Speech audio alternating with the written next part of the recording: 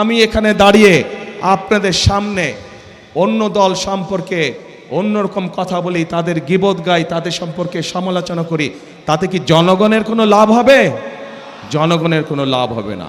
আমরা রাজনীতি করি কাদের জন্য? বাংলাদেশের মানুষের জন্য আমরা রাজনীতি করি। আজকে এই যে নির্বাচনী জনসভা, এই নির্বাচনী জনসভায় আমরা কি দেখি? অনেক দল আছে যারা এসে অন্য দল সম্পর্কে বিভিন্ন রকম কথাবার্তা বলে। শুনেছেন না আপনারা? শুনেছেন। আজকে যদি আমি এখানে দাঁড়িয়ে আপনাদের সামনে অন্য দল সম্পর্কে অন্যরকম কথা বলি, তাদের গীবত গাই, তাদের সম্পর্কে সমালোচনা করি, তাতে কি জনগণের কোনো লাভ হবে? জনগণের কোনো লাভ হবে না।